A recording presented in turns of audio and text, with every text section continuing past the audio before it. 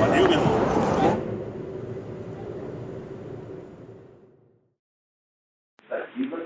E que nós compartilhamos com os animais e com as plantas, que é aquela alma que não está sob o nosso controle, que é a dinâmica básica da vida.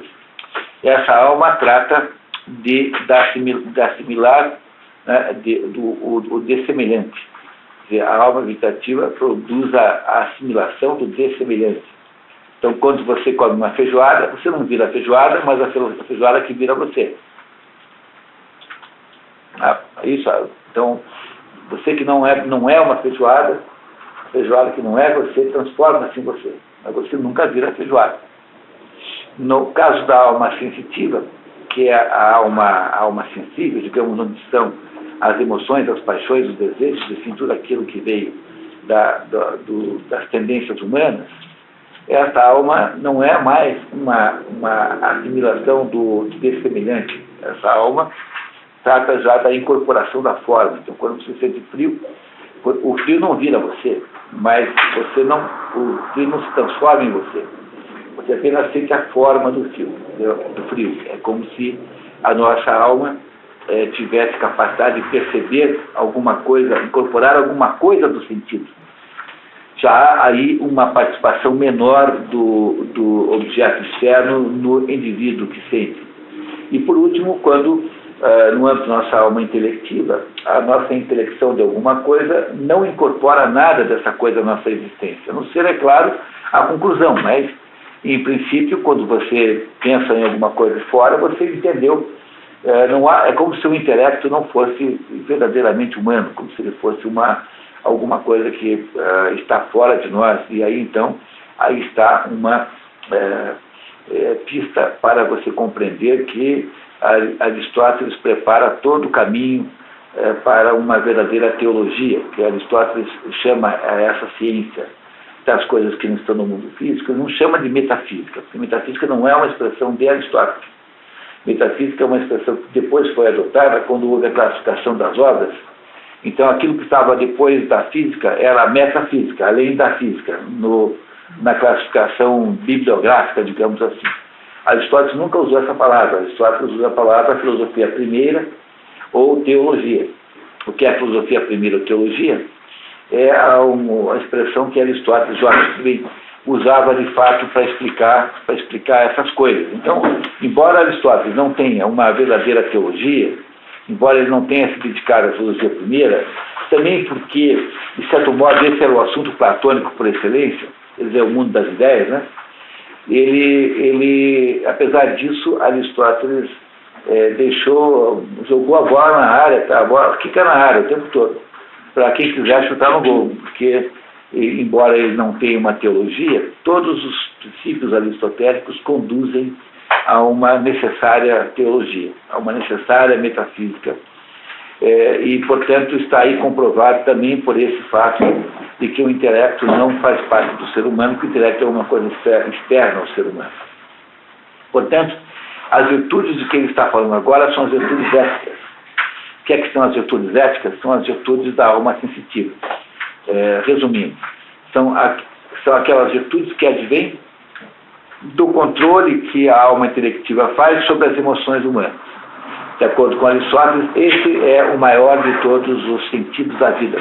Nenhuma felicidade humana pode ser adquirida, a não ser por aí. Quer dizer, o que é o homem, o que a eudaimônia verdadeira para Aristóteles é o controle da alma sensitiva pela alma racional. Uma pessoa que não tem isso, uma pessoa que só tem emoções, só emoções, emoções, emoções. E essa é mais ou menos o caso da juventude. Então, não é para pedir conselho para jovem. Jovem não tem vida racional, só tem vida sensitiva. Jovem que eu digo é adolescente, né? Adolescente. Tem claro que vê os casos particulares. Mais tarde, Aristóteles vai nos falar das virtudes dianoéticas, ou seja, as virtudes da alma racional. E essas virtudes não são, como no caso das virtudes éticas, virtudes baseadas no justo meio.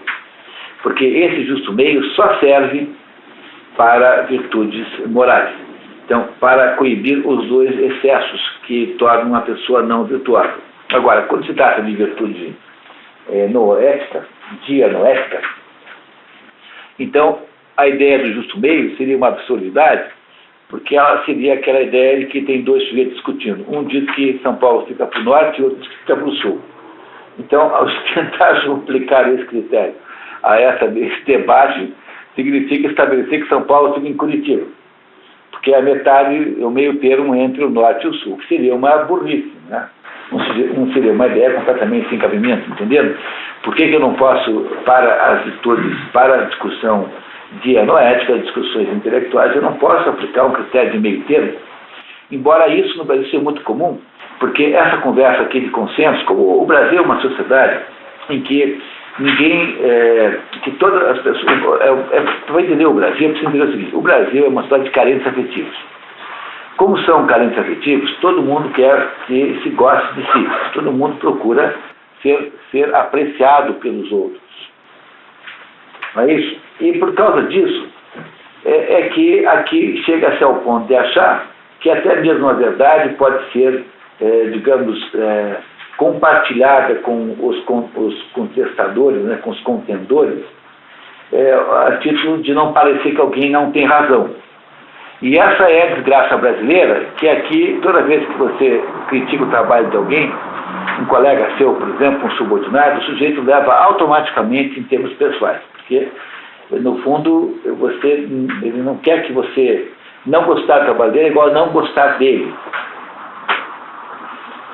Então, é muito essa situação brasileira, que é uma espécie de cultura que tem aqui, gera muita dificuldade nas relações profissionais, nas relações entre colegas, por exemplo, porque a carência afetiva faz com que o sujeito aqui queira, antes de tudo, ser apreciado pelos outros. Então, qual é a prova de que gostam de você? É que não criticam o seu trabalho, não te incomodam, não reclamam que você você é professor, né? Aí você, quando aparece 2 horas atrasado e sai 2 horas antes. Não tem gente que faz isso? Todo mundo tem professor assim, né? Então, achar que isso é errado é uma atitude de agressividade pessoal. Aqui não se tem essa separação entre vida profissional e vida pessoal, né? Aqui há sempre esse quadro misturado. Então, não é possível aplicar para as virtudes dianoéticas o mesmo critério que se aplica às virtudes éticas, que são o critério da justa medida. Entenderam isso, pessoal? É muito importante isso, porque aí popularizou-se essa expressão que tem origem em Aristóteles, de que a verdade está no meio. Isso popularizou-se, né? Bom, mas está no meio, tá. Isso serve muito bem para briga de vizinho. E provavelmente está no meio mesmo. Tá? Isso. Tá? No entanto, quando você vai discutir física, quando é para saber quanto que é 2 mais 2, então não adianta você achar que tem que achar que é 3 ou 5 para poder pegar todas as opiniões discordantes e considerá-las. No mundo das virtudes dianoéticas não vigora o mesmo critério do justo meio. No entanto, não estamos lá ainda. Nós não chegamos lá ainda porque estamos ainda estudando as virtudes aqui éticas. E entre elas, hoje, o objetivo nosso é estudar a justiça. Tá certo, pessoal? Claro. Alguém tem alguma dúvida até aqui? Algum ponto obscuro que precise ser melhorado, cuja compreensão esteja ruim? Não podemos continuar? Vamos lá, então? Então, tá bom. Então, livro 5, página 145. Alguém gostaria de ler? Temos algum voluntário? Jorge, muito bem, vamos lá. No que tange a justiça e a injustiça, temos que indagar precisamente a que tipo de ações elas concernem. Em que sentido é a justa uma mediania, e entre quais extremos o ato justo é mediano. Nossa presente investigação pode seguir o mesmo procedimento de nossas investigações anteriores. Observamos que todos entendem por justiça aquela posição moral que torna os indivíduos aptos a realizar atos justos, e que nos faz agir justamente e desejar o que é justo. E, analogamente, por injustiça, aquela disposição que leva os indivíduos a agir injustamente e desejar o que é injusto. Assumamos, então, essa definição a título de ponto de partida como latamente correta. Latamente correta, é uma maneira meio estranha de traduzir, é correto em princípio. Como correto em princípio. Lato significa amplo, né? Veja, esse capítulo aqui, pessoal, é uma teoria do direito, né? Então, se você tiver treinamento de advogado, você reconhecerá aqui toda a base do direito. A partir desta teoria aqui que se constitui o direito romano e depois, por consequência, os direitos modernos. Então, aqui tem a contribuição de Aristóteles ao direito, que ele nunca deu digamos, à ciência do direito um status de estudo independente. Então, do mesmo modo como com a economia de Aristóteles está fundamentalmente na política. E só na política. E o direito, a ciência do direito para Aristóteles está dentro da ética anicômaco, porque para um grego no tempo de Aristóteles não havia, em princípio, diferença entre direito e ético. Eram coisas iguais, né? O direito, ele lá reconhecia no final que nem sempre é igual, mas não é igual por quê? Porque como no direito lida-se com casos especiais, com casos específicos, então os casos específicos não obrigatoriamente conseguem ser considerados com a necessária clareza. Então, há, obviamente, imperfeições no direito, mas não porque não exista, na opinião dele, uma equivalência entre direito e moral. Para o grego, direito e moral é a mesma coisa. Para o mundo moderno, essas coisas não são nada parecidas. Tanto é que você pega toda a legislação trabalhista, ela é absolutamente imoral, desde o início até o fim. Quer dizer, ela é uma imoralidade absoluta e total. E, no entanto, isso é tido como direito, né? Mas para um grego não é assim. Quer dizer, aqui é capaz de se achar. Pode ser que um advogado, outro mais carola, ache que é moral, mas não é. Né? Não é mesmo. Então, essa equivalência de moral e direito era clara no tempo de Aristóteles. Então, quando o direito falha, na opinião dele, não é porque não seja equivalente o direito da moral, mas é porque na variedade de casos haverá casos que são, por sua natureza, de enquadramento imperfeito nessa ou naquela situação e acabam, então, tornando-se uma exceção. Tá? Mas a gente vai ver no final. Continuamos, por favor. O fato é que não ocorre coisa idêntica com disposições se comparadas a ciências e faculdades. Parece que a mesma faculdade ou ciência se ocupa de coisas opostas. Porque uma ciência pode se ocupar com, por exemplo, a medicina, pode estudar a saúde e a doença. Né? Então, a ciência pode lidar com coisas que são opostas. Mas uma disposição, não, porque a disposição é assim, uma vida saudável conduz à saúde. Mas, então, é diferente o modo de ser saudável, uma pessoa que pratica justiça torna-se uma pessoa justa. Então, é diferente uma ciência de uma atitude humana, de um comportamento humano. Está escrevendo aqui. Uma disposição ou condição, entretanto, que produz um certo resultado, não produz também os resultados opostos. Por exemplo, a saúde não gera ações saudáveis, não saudáveis, mas somente as saudáveis. O caminhar saudável significa caminhar como um homem saudável caminha. Quer dizer, não significa correntemente andar trofegamente, ou à maneira, por exemplo, como a pessoa puxa. Concorrentemente, né? Quer dizer, ao mesmo tempo. Né? É isso.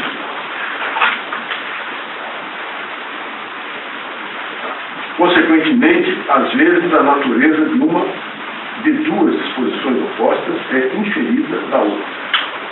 Às vezes as disposições são conhecidas a partir das coisas nas quais são encontradas. Por exemplo, se sabemos o que é a boa condição corporal, sabemos a partir disso também o que é a má condição corporal.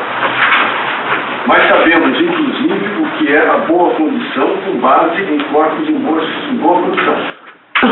Quais corpos estão em boa condição, se soubermos o que é a boa condição. Assim, supondo que a boa condição seja a firmeza da carne, a má condição terá que ser a flacidez da carne. E uma dieta alimentar geradora de boa condição precisará ser uma dieta geradora de firmeza da carne. E também, se um de dois grupos correlativos de palavras é utilizado em vários sentidos, segue-se como regra que o outro é utilizado também em vários sentidos. Por exemplo, se justo tiver mais de um sentido, o mesmo acontecerá com injusto e injustiça. Agora ele vai fazer o seguinte, para poder explicar o que é a justiça, ele tem que nos ajudar a desambiguar, né, desambiguar a palavra justiça. Porque, olá, tudo bem, Mônica? Porque a palavra justiça precisa ser agora estabelecido o que é, já que ela pode trazer ao mesmo tempo vários sentidos. Então, agora, preste atenção no seguinte agora, para poder entender esse negócio, ele vai falar agora em equívoco. Equívoco, a gente considera a palavra equívoco um engano, né? Foi um equívoco. Mas a palavra equívoco não significa engano. A palavra equívoco significa equívoco, quer dizer, ambíguo e não engano. Porque equívoco significa que duas palavras, duas coisas podem ser chamadas pelo mesmo nome. Por exemplo, tem molho de bolonhesa e tem molho de chaves, não é isso? Então a palavra molho, ela representa ao mesmo tempo duas coisas muito diferentes, não é assim? Então a palavra molho é equívoca, porque ela permite o uso ao mesmo tempo de mais de um sentido. Como essa, existem centenas de palavras que têm significados diferentes. Não é verdade? Tá? Então, a palavra justiça, vai dizer ele, também é uma palavra equívoca, porque ela significa mais de uma coisa ao mesmo tempo. Então, ele vai fazer o quê? Ele vai separar agora o sentido da palavra justiça para nos ajudar a saber de que justiça ele está falando. Está claro isso, pessoal? Então, lembrar aqui que quando ele fala em equívoco, ele não está falando em engano, está falando em ambiguidade, duplicidade de sentido. Equi é mesmo, né? Equi junto, vocus chamar. Então, equívoco significa uma ambiguidade, ou seja, mais de um sentido para a mesma palavra. Ora, parece que os termos justiça e injustiça são usados em vários sentidos, mas como seus usos equívocos apresentam estreita conexão, o equívoco não é detectado. Ao passo que, no caso de coisas largamente distintas, designadas por um nome comum, o equívoco é relativamente óbvio. Como os sentidos de justiça são muito parecidos, então a gente não percebe que são diferentes. Não é como molho e molho, que ninguém vai botar a chave dentro do macarrão, né? Ninguém consegue fazer uma confusão a esse nível, né? Então, no caso do molho, ninguém se confunde. Mas no caso de justiça, se confunde porque os sentidos diferentes da palavra justiça estão muito próximos uns dos outros. Por exemplo, sendo a diferença considerável quando se trata de diferença externa, o uso equívoco da palavra kleis, o grego kleis como o inglês ki, significam tanto clavícula quanto chave. E o engraçado é que clavícula significa clavícula é diminutivo de clave, ou seja, chavinha. Em português também clavícula é chave, porque clave é chave. Não tem a clave de sol na música? Não, clave é chave em latim. Então clavícula em português também é uma pequena chave, uma chavinha. O que é muito engraçado porque em inglês também é, né? Que em inglês tanto é clavícula quanto chave. E em português também, clavícula e ele não percebeu, né? Você fala clavicular, então, tá vendo? Então, ele não percebeu, mas em português também, clavícula e também em português a palavra chave vale tanto para clavícula quanto para chave, com variações do nome, né? Tudo bom, Cristina? Tudo bom. Tá. Continuar. Chave para indicar tanto o osso da base do pescoço quanto o instrumento com o qual trocamos essas coisas. Então, no caso da clavícula, ninguém vai confundir. Quer dizer, ninguém vai tentar abrir a porta de casa com a clavícula do ombro. Mas, no caso da justiça, em que há aí uma clara, digamos assim, uma semelhança muito grande, é possível que haja essa confusão. Quer dizer, essa equivocidade pode ser uma equivocidade que conduza à confusão. É isso que ele vai tentar explicar agora. Vamos apurar em quantos sentidos diz-se de um indivíduo ser ele injusto. Ora, o termo injusto é tido como indicativo tanto do indivíduo que transgride a lei, quanto do indivíduo que toma mais do que aquilo que lhe é devido. O indivíduo não equitativo. Tá, então tem dois sentidos aqui. Primeiro, que transgride a lei, por quê? Porque para um grego, a justiça e a lei é a mesma coisa. Tá? A gente chama de justiça aqui uma entidade substantivada, assim, uma espécie de instância da sociedade. Mas pensa na justiça no sentido de virtude e não no sentido de instituição. Então, para um grego, o sistema legislativo, né, o sistema de leis, ele sempre é justo, porque aí é uma coincidência natural dessas duas coisas. Então, dizendo ele que há duas maneiras de olhar para a justiça. A primeira, injusto é aquele que transgride a lei, a segunda é aquele que, de alguma maneira, toma para si mais do que lhe é devido. Eu vou explicar melhor, tá? Vamos continuar ouvindo a história. Consequentemente, fica claro que o homem que obedece à lei e o homem equitativo serão ambos justos. O justo, portanto, significa aquilo que é legal e aquilo que é igual ou equitativo. E o injusto significa aquilo que é ilegal e aquilo que é desigual ou não equitativo. Outro assim, uma vez que um indivíduo... Pode ler embaixo ali aquela notinha, por favor? Pelo que o leitor pode depreender de justiça e os adjetivos correspondentes. De Caios, pode só ler o que está ali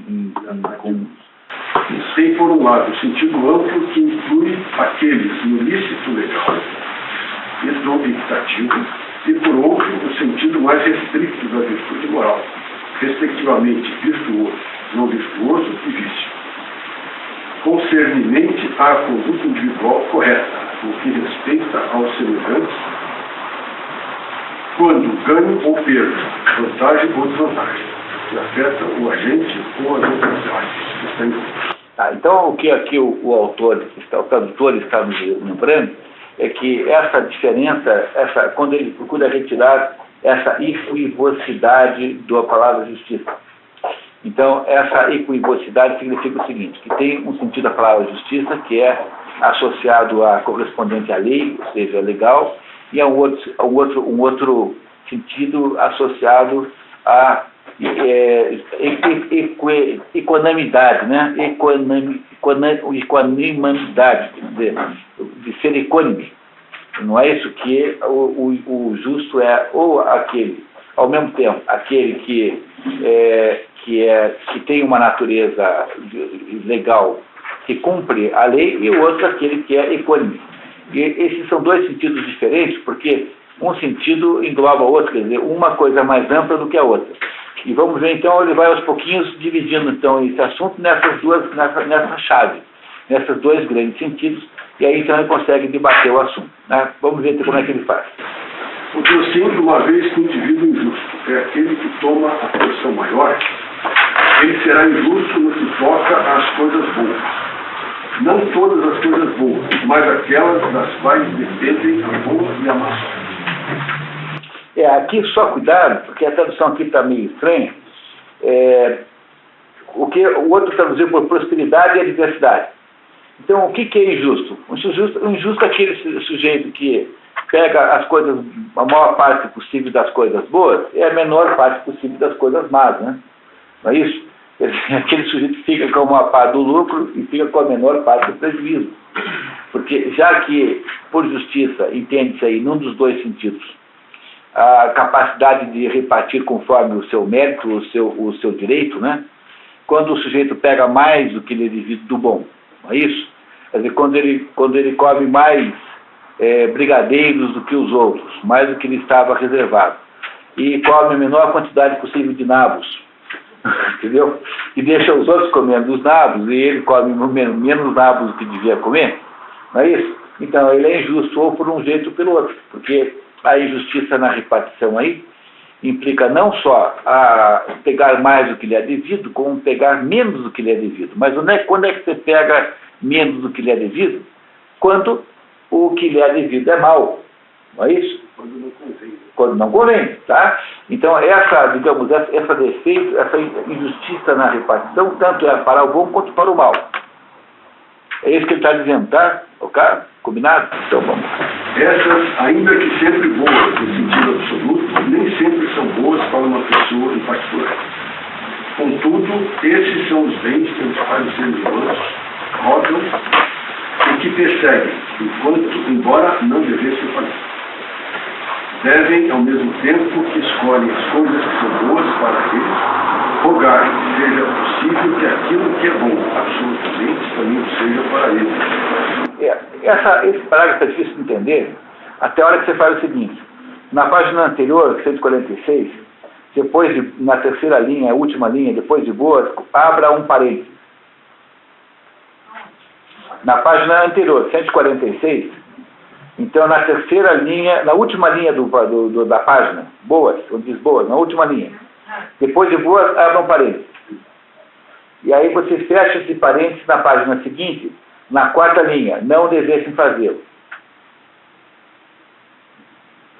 Depois de não devessem fazê-lo, fecha em parênteses. Então aí ficaria assim, tá vendo? Olha só, eu vou reler o parágrafo agora, tendo feito essa providênciazinha. Né? Outro sim. Uma vez que o indivíduo injusto é aquele que toma a porção maior, ele será injusto no que toca às coisas boas. Agora, parênteses. Não todas as coisas boas, mas aquelas as quais dependem a boa e a má sorte. Essas, ainda que sempre boas no sentido absoluto, nem sempre são boas para uma pessoa em particular. Contudo, esses são os bens pelos quais os seres humanos rogam e que perseguem, embora não devessem fazer. Devem, ao mesmo tempo que escolhem as coisas que são boas para eles, rogar que seja possível que aquilo que é bom absolutamente também o seja para eles particularmente. Aí ficou fácil de entender, né? É que tem, na verdade, aqui uma ideia dentro da outra. Um parágrafo desse aqui, que o tradutor negou-se a parafrasear, quer dizer, ele podia ter feito isso que eu fiz, não teria nem mal colocar o parênteses. Mas, às vezes, ele não põe, por quê? Porque ele fica meio constrangido de interferir no texto. Mas o problema é que esse texto aqui não é um texto ditado por Aristóteles. Como todos os textos de Aristóteles, esse é uma conversa em sala de aula. Então, uma conversa em sala de aula é um negócio completamente inadequado para a edição. Tem que ter aquilo que se chama na indústria editorial de copydesk. O copydesk é o sujeito que tira aqueles né, então, né, aquelas expressões que se usa na linguagem corrente que tornam o texto ilegível. Então, imagine um jornalista que faz uma entrevista com alguém. Essa entrevista, antes de ser publicada, tem que ser copidescada. E copidescar significa dar àquele texto oral uma formatação escrita. Então, isso que nós acabamos de fazer aqui. Então, ficou claro aí nesse texto o quanto esse texto aqui, de fato, é uma anotação de papel. Fecha parênteses. Fecha depois de fazê-los, que não devessem fazê-lo, na quarta linha da página 147. Continuamos, Jorge. O homem injusto, entretanto, nem sempre escolhe a maior porção. Ou seja, das coisas que, falando em termos absolutos, são más, escolhe a menor porção. Claro, quer dizer, na hora de comer nabo, não é assim. As crianças não querem comer não sei o quê, não é assim o problema da criança, no caso. Elas querem comer toda a sobremesa, mas ninguém quer comer lá o, sei lá o quê, nabo adorê, que a mãe fez. Então todo mundo come menos nabo adorê do que queria, do que devia, e todo mundo quer mais brigadeiros do que devia, não é assim? Então esse é o problema da proporção, quer dizer, o injusto é isso, é alguém desejar ter mais do bom do que devia ou ter menos do mal do que devia. Mas tem que olhar para os dois lados, senão a gente não entende. Né? Mas, não obstante, pensa-se que ele toma mais do que lhe é devido, porque o menor entre dois males parece, no certo sentido, ser um bem, e tomar mais do que aquilo que lhe é devido significa tomar mais do que é devido também. Quer dizer, mesmo aquele que toma menos mal do que devia, de certa maneira está tomando mais, porque entre os dois males, quer dizer, entre um nabo e 3 nabos, é melhor um nabo só, né? Então, tomar menos mal do que devia é, de certo modo, um bem. Portanto, está tomando mais do bem do que os outros. Entenderam o que ele está dizendo? Tá, então aqui está basicamente um jogo de palavras, mas é muito inteligente, né? Ele está deixando mais ruim para os outros. Portanto, toda vez que você fica com menos mal, você está escolhendo o menor dos males, porque, entendeu? Sabe aquela... Você não tem experiência de um parente, assim, eu tenho um amigo que todo ano tinha que ir passar o Natal na casa dos pais da família da mulher, e a família da mulher fazia o tal da torté, que é um troço italiano, que eu não sei o que é, com abóbora, e tinha horror aquele negócio. Então o problema era o desastre que era aí, chegar o Natal, entendeu? Ficava aquele desastre. Então você, em vez de comer aquele pratão de torté que a sua sogra quer que se come, então comer só um pedacinho de torté é tomar menos do mal, né? Então, portanto, como um pedacinho de torté é melhor do que um montão de torté, então, de certo modo, isso também é um bem. Quer dizer, ele está aqui fazendo então, uma comparação, uma analogia, dizendo que tomar menos do mal equivale também a tomar mais do bem. Porque, afinal, o mal é o contrário do bem. Você pegando menos mal, fica melhor, tem mais bem. Tá? Nesse sentido aqui. Não é? É como aquela história, né? De vez em quando eu tive uma vez um aluno que foi o sujeito que melhor não entendeu nada da aula. Sempre tem alguém que é o sujeito que melhor não entende nada, né? Entendeu? Porque você pode entender a aula mal de vários níveis, mas quando tem alguém que realmente entende muito, não, esse é o sujeito que melhor não entendeu nada, entendeu? É esse jogo de palavras que está fazendo aqui. Compreenderam isso, né? Tá, muito bem. Vamos denominá-lo não equitativo.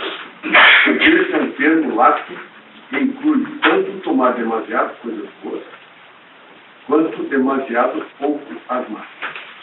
Entendeu? Demasiado pouco as más.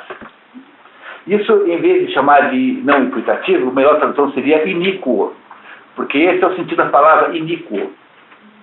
Tá? Iniquidade é isso. Iniquidade é quando você tem uma injustiça flagrante. Por exemplo, no Brasil, os funcionários, quem paga a previdência privada recebe lá 3 salários. E o sujeito que trabalha no Estado recebe o salário inteiro. Isso é uma tremenda iniquidade, porque isso é um exemplo de iniquidade, não equitativo. Não há dois critérios, os critérios não funcionam para os dois grupos. Devia ter o mesmo critério. Opa, tudo bem? Bem-vindo. Por outro lado, vimos que o transgressor da lei é injusto e aquele que a obedece justo.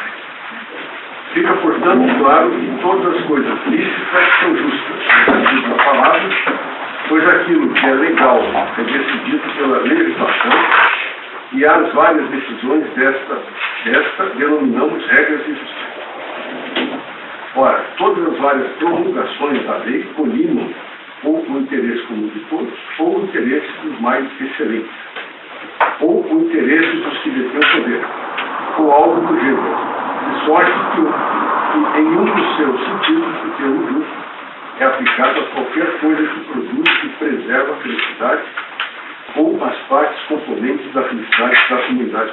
E aí a gente só entende isso aqui se você tiver lido a política, porque a política, e aí então é muito importante agora vocês prestarem atenção nisso, porque para Aristóteles, que vive numa sociedade política, mas cuidado com essa expressão, porque hoje em dia não entende-se mais o que é isso. Então, estamos na página 147, pessoal. Tá? Então, essa conversa de política é assim. No tempo em que Aristóteles vivia, as cidades eram todas diferentes do que eram hoje. Então, a polis, o animal político, zoon politikon, que é a expressão grega, significa animal social, não animal político. Porque a palavra político obtém hoje em dia um sentido partidário, de tomada do governo, mas no tempo de Aristóteles não. Aristóteles acha o seguinte, que não há homem que viva fora da sociedade. Então, essa hipótese do Rousseau, de que o ser humano é estragado pela sociedade e que vivendo sozinho é melhor, essa hipótese é absolutamente inverificável, porque não há nenhum caso para você estudar.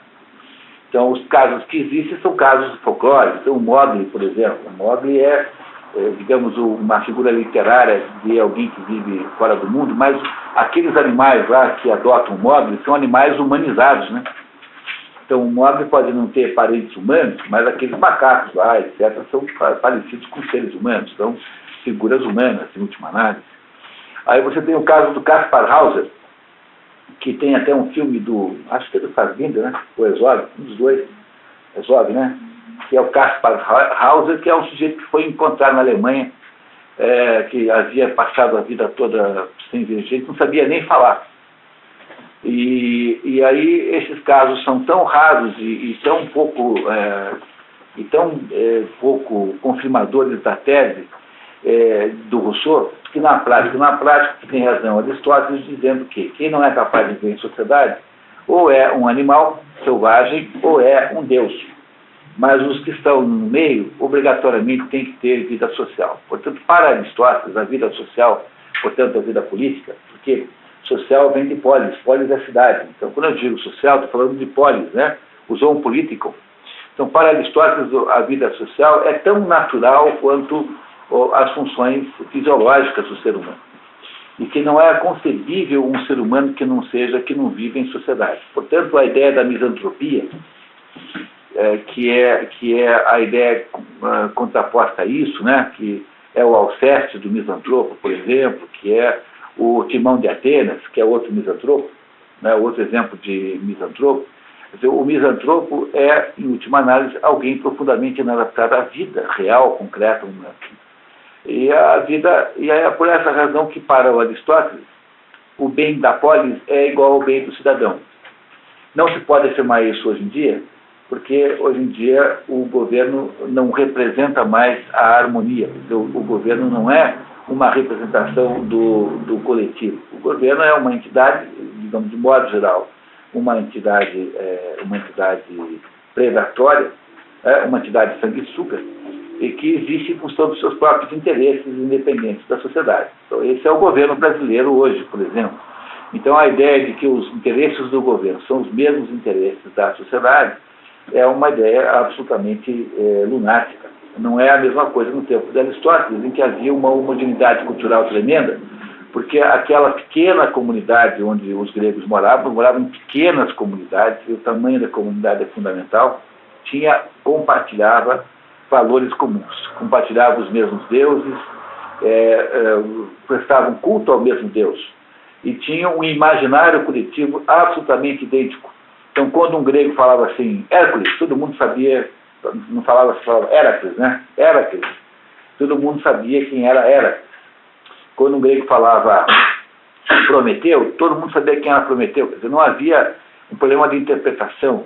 Aqui, no mundo moderno, no Brasil moderno, não se tem a menor... Quando eu vejo determinadas discussões, os indivíduos envolvidos não estão discutindo a mesma coisa, de modo geral. Portanto, o debate aqui é uma coisa meio assim lunática, porque, afinal, não se está nem discutindo o mesmo assunto. Conversa de maluco aqui. E ainda por cima todo mundo acha que entra na discussão para ganhar e não para saber o que é certo. Então, aqui é tudo debate e bar. Debate e bar é essa bobagem, né? Fica, Gerson. Essa visão antagônica entre Aristóteles e Rousseau cabe também para os estrangeiros, é que para o Aristóteles, o escravo não é alguém que exista realmente. O escravo é uma espécie de instrumento da propriedade. Mas só que tem um pouquinho de cuidado com isso, porque há toda essa implicância com Aristóteles. Não é que o Aristóteles esteja apoiando a escravatura, a escravidão, né? Em português a gente fala escravidão. Não é que o Aristóteles esteja apoiando a escravidão, é que o Aristóteles, quem lê a política, sabe que ele está sempre falando do escravo por natureza. O escravo por natureza é aquela pessoa que, incapaz de conduzir a própria vida, só poderá existir com a vida conduzida por outra pessoa. E Aristóteles acha erradíssimo a escravização dos inimigos, Porque entre os escravizados, por exemplo, na guerra, né, que perdem, entre os escravizados, há muitas pessoas que não são escravos por natureza. Então, é um erro você julgar que Aristóteles seja um sujeito pró-escravidão, quando, na verdade, ele só está falando do escravo por natureza, que é aquilo que, se você olhar para o mesmo problema na perspectiva hindu, chama-se de quarta casta. Quer dizer, é aquelas pessoas que em princípio, optam por deixar que os outros decidam a sua própria vida. Aristóteles não fala em quarta casta porque ele não tem menor conteúdo hinduísta, né? Não há nenhum traço de conteúdo hinduísta, mas há, obviamente, a noção concreta, verdadeira, real, do mundo real, e que há pessoas que, de fato, não querem tomar a sua própria vida nas suas próprias mãos, e essas pessoas são os escravos por natureza. Então, o estrangeiro é muito diferente, porque o estrangeiro é alguém que não compartilha dos direitos políticos. Não é isso? Não compartilha dos direitos políticos. Então, o que Aristóteles acha é que há um governo da casa em que há uma relação diferente entre o marido e a mulher, e os pais e os filhos, e todo mundo e os escravos, são relações diferentes. E há um conjunto de relações sociais. Então, na genealogia social de Aristóteles, tudo começa com uma família onde existe alguma série de governo. Esse governo é o governo do marido sobre a mulher, que é um governo diferente, porque a mulher também é cidadã. Ela é livre, né? Então, que é diferente do governo que há dos pais sobre os filhos, que são vistos como escravos, porque os filhos, em princípio, não têm autonomia, eles são apenas potencialmente cidadãos. E o governo da família sobre os seus escravos, que equivale ao governo que há com os seus animais, por exemplo. Depois há o governo, depois que você tem a família, você tem o que ele chama de aldeia. A aldeia é quando uma família cresce, e aí então o casal tem 5 filhos, depois, 20 anos depois, tem 6 casas, cada um casa e tem lá a sua casinha. Depois tem, sei lá quantas casas, 20 casas e assim por diante. E quando há um conjunto de aldeias se unem, então você tem a polis, que é a cidade. Isso é a estrutura social grega. Como aquilo tem provavelmente uma base familiar única, ou muito próxima, então ali não há nenhuma espécie de divergência verdadeira. E é por isso que os valores compartilhados por esse grupo são os valores que servem para os indivíduos. Então, os valores sociais são os valores dos indivíduos. Só que vocês verão ao longo desse livro aqui, que aos pouquinhos, o Aristóteles vai criando se ele começa o livro propondo uma ética em que a ética individual reflete a ética social, no final do livro vocês verão que ele fez o contrário, que ele foi mais ou menos direcionado para uma ética pessoal como sendo fundamental e não mais a ética social. Então é essa a razão pela qual, no tempo de Aristóteles, havia uma espécie de equivalência, uma identidade entre os valores do indivíduo e os valores da sociedade. Isso está na Política, né, que é um livro associado a isso aqui de alguma maneira. Continuamos. E a lei prescreve uma certa conduta. A conduta de um homem corajoso, por exemplo, que consiste em não abandonar seu posto, não fugir, não jogar de lado suas armas. A conduta de um homem moderado, por exemplo, não cometer adultério ou traje.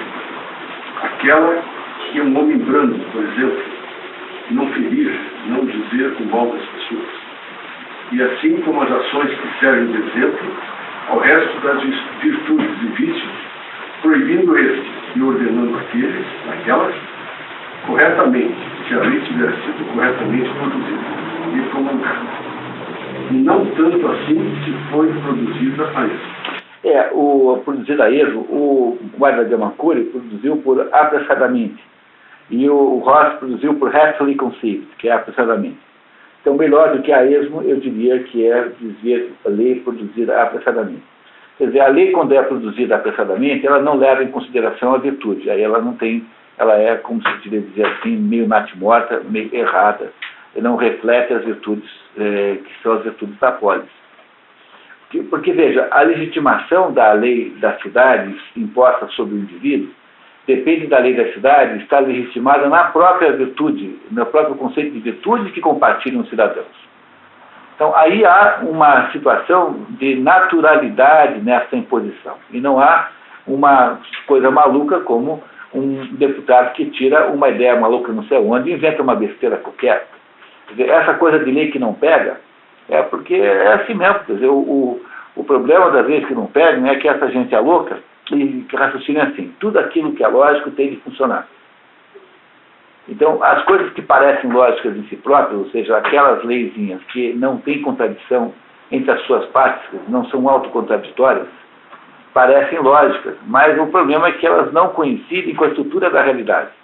Então, o negócio é fazer o contrário. Quer dizer, o que a sabedoria verdadeira está, aquilo que motivou, por exemplo, essa ideia aristotélica. Tudo aquilo que funciona deve ter alguma coisa de lógico. Entenderam a diferença? A diferença é a seguinte: você vai projetar um jardim e você estabelece lá um riscado lá dos caminhos. Então as pessoas têm que fazer aquele caminho que você estabeleceu. Pois se você deixar as pessoas andarem antes e fazerem os caminhos que elas acharão melhores, daí você projeta o jardim depois. Porque aí você terá um jardim que ninguém pisará na grama, porque você fará um arruamento do jardim que seja coincidente com o que as pessoas acham que tem que ser. Entenderam a diferença das duas posturas? Então, o que acontecia na polis grega era isso. Quer dizer, havia um conjunto de costumes, de maneiras de ser, que eram consideradas usuais e boas em si próprias. É isso que gera a lei. Entendeu? As pessoas, então, respeitam isso. A outra coisa é essa estupidez que tem aqui, que todo dia tem milhares e milhares de leis que não vão pegar, porque essa gente pensa que ser representante do povo é produzir leis. Então, nunca, jamais vote no maluco que diga que aprovou 35 leis, porque esse cretino inventou 35 obstáculos na sua vida. É isso mesmo. Você tem 35 coisas a mais para se incomodar, porque esse imbecil achou que tinha que fazer. Lembre o kit dos primeiros socorros, né? Na lei de trânsito tem 35, tem 300 coisas cretinas. Para poder passar uma colheitadeira de um lado para o outro da estrada, você tem que encostar um caminhão, subir com a colheitadeira no caminhão, atravessa os 7 metros de estrada, estaciona do outro lado e desce a colheitadeira do caminhão. O sujeito que inventou isso nunca viu um pé de couve na vida, não tem a menor ideia de como funciona a vida real. Vocês compreendem? Então, tem uma regra lá que tem que ter não sei quantos centímetros de distância do ciclista, como se você fosse andar com uma trena para fora do carro, e vai dar com a trena na orelha do fulano. Quer dizer, essa é uma verdadeira diarreia legislativa. Ela só é possível porque nós perdemos absolutamente de vista o que seria o conjunto de valores aí mais ou menos compartilhados. Então, se tivéssemos valores compartilhados, que fossem valores compartilhados assim sólidos, então ninguém ousaria fazer uma lei contra eles. É por isso que na Inglaterra não tem Constituição, é por isso que os americanos têm uma Constituição injustíssima, porque no fundo basta você estabelecer na Constituição, seja formal ou informal, estabelecer quais são os valores compartilhados que todo mundo tem. Pois a partir daí, qualquer lei que se invente não pode estar contra eles. Mas como nós não temos nenhum, então o que a gente faz? A gente faz essa besteira, essa bobagem, incriancice, de ficar inventando lei o dia inteiro. E aí as leis não pegam, porque não é para pegar mesmo, graças a Deus que não pegam. Eu tenho que dar graças a Deus quando as leis não pegam, porque seria tudo inviável, o preço não andaria, a vida seria impossível se as leis tivessem que ser respeitadas, na verdade. Mas no mundo de Aristóteles não tem esse problema, porque Aristóteles vive num mundo onde há uma homogeneidade cultural extraordinária. E essa homogeneidade cultural, ela é baseada em compartilhamento de determinadas coisas. Esse é o segredo dos países nórdicos. Você pega a Suécia inteira do tamanho da região metropolitana de São Paulo. Não, da cidade de São Paulo. Você pega a Dinamarca, do tamanho da região metropolitana de Curitiba. Você pega a Islândia, do tamanho do Portão, do país inteiro. Estão pensando até em mandar carpetar o país inteiro. Então, tão pequenininho é. Você vai para a Finlândia e tem, sei lá, 6, 7 milhões de pessoas, todas iguais, todas parecidas, todas com os mesmos valores, todas com a mesma história, todas com a mesma cultura. E essa gente compartilha alguma coisa. É por isso que lá você tem a sensação de que há um maior cumprimento da lei. Não é por causa do rigor da lei, mas é porque a lei tem um sentido refletido, que refletir determinados valores compartilhados. Como aqui não temos nada disso, a gente quer resolver o problema com essa estupidez. Então a Constituição brasileira tem quantos artigos? Não sei quantos, mas é um valor absurdo. Né? Então sempre lembrar que no tempo de Aristóteles havia essa homogeneidade cultural que dá origem, portanto, a uma coincidência entre o justo e o legal. Porque o legal não pode, de modo nenhum, ser contrário àquilo que parece ser compartilhado como valor por todo mundo. São lugares pequenos, onde os valores são compartilhados com facilidade. Todo mundo é grego e homogeneamente grego. E não é o nosso caso aqui, compreendemos? Não é isso? Tá? Depois de Thomas Hobbes, não é mais possível no mundo quase lugar nenhum, a não ser nesses lugares muito pequenos e muito homogêneos, porque estiveram muito separados, muito... Hoje a Suécia é um lugar de imigração, né?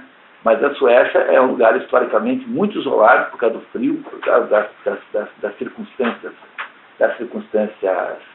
físicas, que fez com que eles pudessem desenvolver algum compartilhamento. Né? Então essa é a maior diferença de todas. E isso existia lá no tempo de Aristóteles de alguma maneira. Por isso que para ele o justo e legal é igual. Tá? Então eu repito, quando ele acha que a lei não há direito perfeito, ele não acha isso porque haja uma desvinculação dessas duas coisas. Porque determinados casos são naturalmente ambíguos. Compreenderam? Então, como alguns casos não podem ser muito bem tipificados, então é possível que aí se cometa uma injustiça.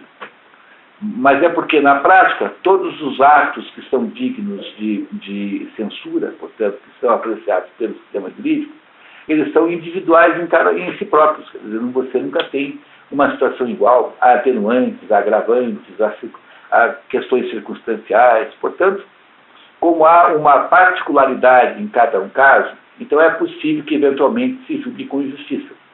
Mas não porque a lei esteja diferente do que seja justo. Entenderam? Eu estou dizendo para vocês que é outra razão e não essa. Porque para Aristóteles prevalece ainda a ideia de que a justiça e a legalidade são coisas equivalentes. Continuamos. A justiça, então, nesse sentido, é virtude perfeita. Ainda que com uma qualificação a saber que é exibida aos outros e não no absoluto, que é exibida em relação ao próximo. Porque a justiça é alguma coisa que diz respeito ao outro e não a você mesmo. Portanto, ela é a maior de todas as virtudes. Veja, se você pensar por um outro ponto de vista, que não está escrito aqui, mas vamos poder ajudar aqui um pouquinho o autor, é assim, se você julgar que o modelo geral de virtude de Aristóteles, né, que é a do justo meio, quer dizer, todas as virtudes da alma sensitiva estão baseadas no justo meio, que é essa conversa que nós fazemos ainda hoje, né, entre os extremos e tal. Bom, se isso é verdade, então o justo meio é naturalmente a justiça, quer dizer, a justiça está de alguma maneira implícita em todas as outras virtudes. Porque se todas têm um justo meio, oi Betina, tudo bem? Temos lugares aqui, onde você quiser. Então, se todas as outras virtudes têm um justo meio, não é isso? Então a justiça, de alguma maneira, está em todos os outros lugares. Por exemplo, né, quer dizer, qual é a justiça da coragem? O que é a coragem? É a justiça, é o justo meio entre a covardia e a temeridade.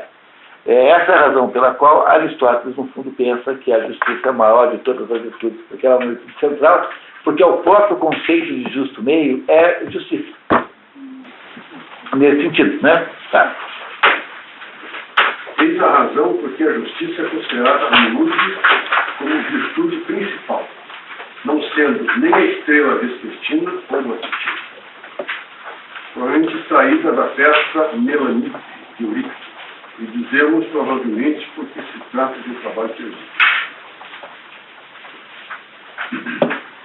tão sublimes de modo que dispomos do provérbio. Na justiça se encontra toda a virtude somada. Atribuído a Teógenes. Atribuído a Teógenes. Entenderam aqui? Eu acabei de explicar para vocês em outras palavras. Na justiça estão todas as virtudes, porque se todas as virtudes são uma mediania, um justo meio, então a justiça participa de todas as virtudes indiretamente. Compreenderam? É por essa razão que a justiça de todas é a melhor virtude. Ainda mais porque Aristóteles considera que o ser humano é social, e se o social só continuar sendo social, ou seja, pode só continuar existindo se houver a justiça, então aí mais uma razão pela qual, para ele, a justiça de todas as virtudes é a maior. Vocês estão percebendo que esse capítulo aqui é uma teoria do direito? Embora não seja chamado assim de modo geral, trata-se de uma teoria do direito. E também é muito engraçado que a estrela vespertina é a estrela da tarde, né? Véspera. E a estrela matutina da manhã. Portanto, estamos aí, ela não é nem uma coisa nem outra, quer dizer, ela está no meio das duas coisas. Não é isso? É novamente aqui a ideia da mediania envolvida na justiça. Continuamos, pessoal? E a justiça é a virtude perfeita por ser ela a prática da virtude perfeita. Além do que é perfeita num grau especial. O seu possuidor pode praticar sua virtude dirigindo-a aos outros e não apenas sozinho. Pois há muitos que são capazes de praticar a virtude nos seus próprios assuntos privados, mas são incapazes de fazê-lo em suas relações com outros. É por causa disso que aprovamos o dito de Dias de Priene, meados do século VI a.C., político considerado um dos 7 sábios da antiga Grécia. Segundo o qual, a autoridade mostrará o homem, pois no exercício da autoridade, aquele que a detém é levado necessariamente à relação com os outros e se torna um membro da comunidade. Aqui é uma tradução grande dos outros dois, e me parece que está mal traduzido. E o melhor jeito seria dizer, em relação com os outros, e é um membro da comunidade. Quer dizer, quando você é um membro da comunidade, você está lidando essencialmente com os seus problemas pessoais, com seus assuntos particulares. Mas se você também for transformado, digamos, numa pessoa com importância social, você é legislador, enfim, o que for, governante, além de ser um membro da comunidade, também é preciso, ou seja, além de fazer justiça para os seus próprios assuntos, também é preciso fazer a justiça para os outros. E é por isso que esse tal de Bias diz que é no poder, né, a autoridade é que mostrará o homem. Porque o sujeito só revela se é justo mesmo quando ele tem que fazer justiça com relação aos outros e não a si próprio, porque fazer aos outros é mais revelador do que se faz a si próprio. E essa é a razão pela qual essa tradução talvez podia ser mudar um pouquinho ali embaixo, né? E não se torna, e é um membro da comunidade. É assim que está, tanto no Ross quanto no outro, quanto no Mário da Gama Curta. A mesma razão, isto é, o fato de implicar a relação com alguém mais, dá conta do parecer de que a justiça exclusivamente entre as virtudes é o bem alheio, o que concretiza o que constitui a vantagem do outro, seja este alguém que detém a autoridade, seja o parceiro. Como então o pior dos homens é o que pratica o vício na relação com seus amigos, bem como em relação a si mesmo. O melhor não é o que pratica a virtude em relação a si mesmo, mas aquele que pratica em relação aos outros, pois essa é uma tarefa deveras difícil. E a justiça, nesse sentido, por conseguinte, não é uma parte da virtude, mas a totalidade dessa. E o seu oposto, a injustiça, não é uma parte do vício, mas a totalidade dele. A distinção entre a virtude e a justiça, nesse sentido, sendo clara como base do que foi dito. São idênticas, mas sua essência é diferente. Aquilo que é manifestado na relação com os outros é justiça. Nos ter simplesmente uma disposição de um certo tipo de virtude. É apenas o ponto de vista que muda, mas no fundo a virtude e a justiça são a mesma coisa, porque afinal de contas isso é o que Aristóteles conseguia depreender da situação que ele vivia naquela época. Perdão. Ok, vamos em frente. Nosso objetivo de investigação, contudo, é a justiça, que é parte da virtude. Uma vez que sustentamos que tal coisa, a saber, a justiça nesse sentido, que há tal coisa, né? Quer dizer, como ele começou dizendo que justiça é um termo equívoco, ou seja, há vários sentidos para a mesma palavra. Então agora ele vai nos dizer que há um outro tipo de justiça, que não é essa justiça que é igual à virtude, não é? Mas uma que é parte da virtude. Vai nos explicar qual é. Analogamente, estamos investigando a justiça no sentido particular. A injustiça. A injustiça. Quer dizer, porque como a justiça e a injustiça são termos correlacionados, então se há uma injustiça que é parte da virtude, há uma injustiça que é parte do vício também. São separados. A existência dessa última é provada pelas seguintes considerações.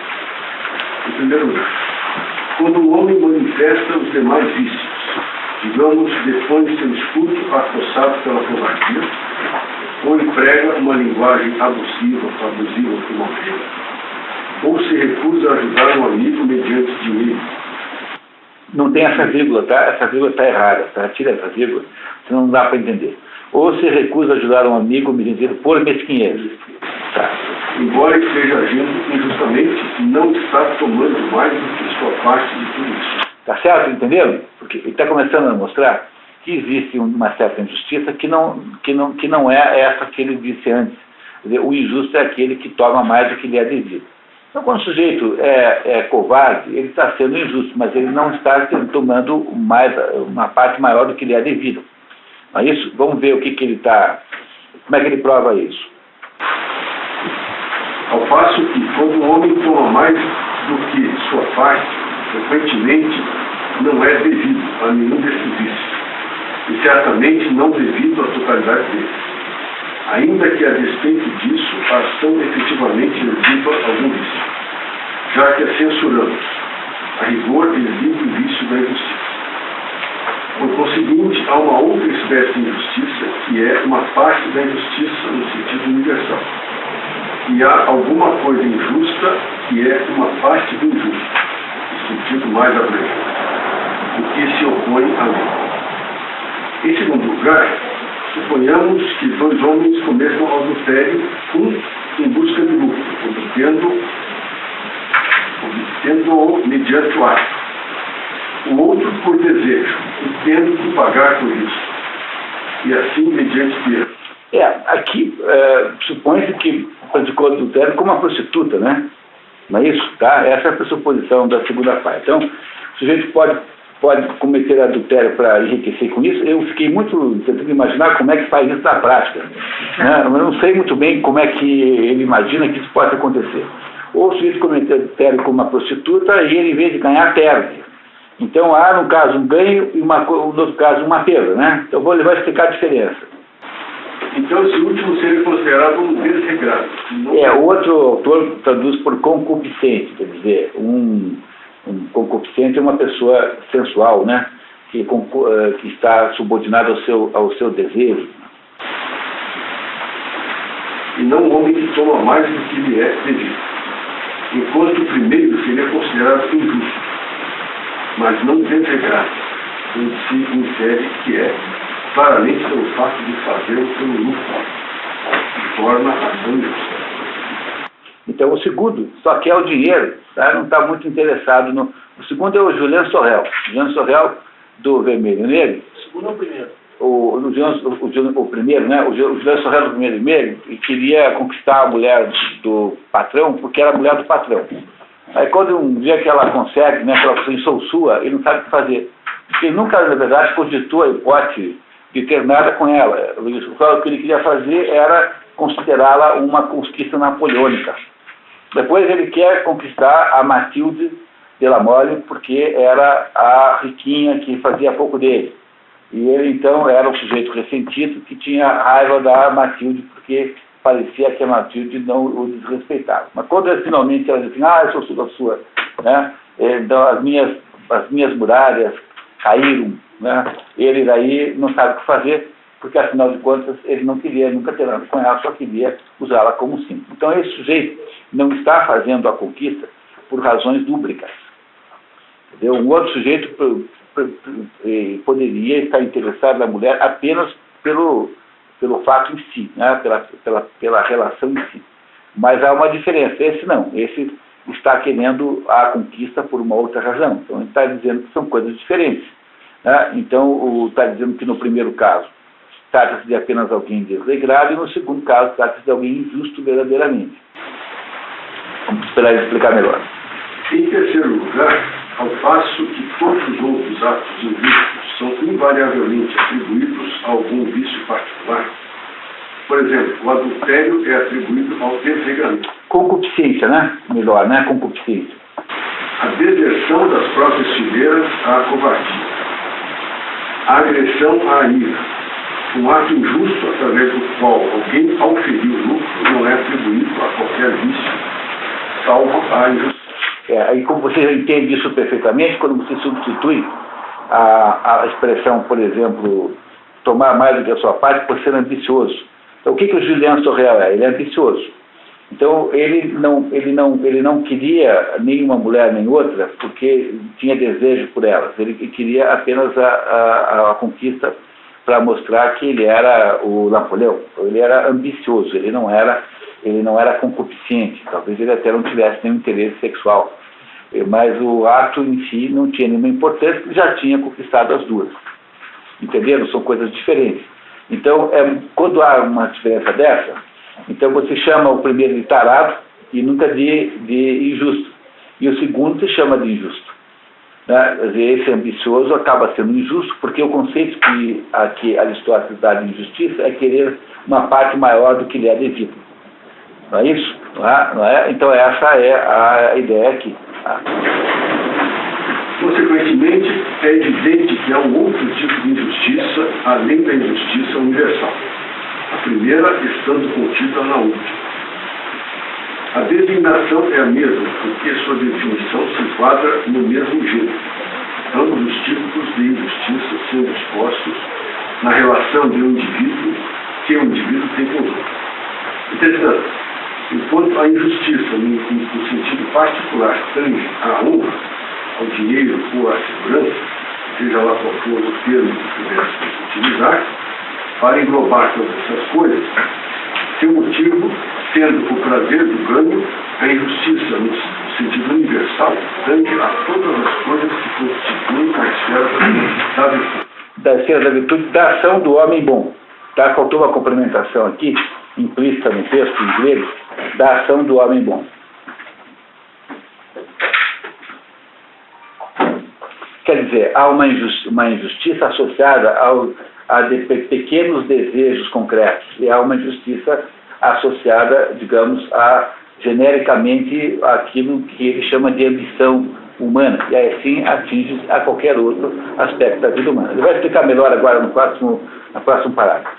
Assim se evidencia que há mais tipos de justiça do que um único, e que o vocábulo possui um outro significado além daquele de virtude como todo. Teremos então que averiguar a natureza e os atributos da justiça nesse sentido.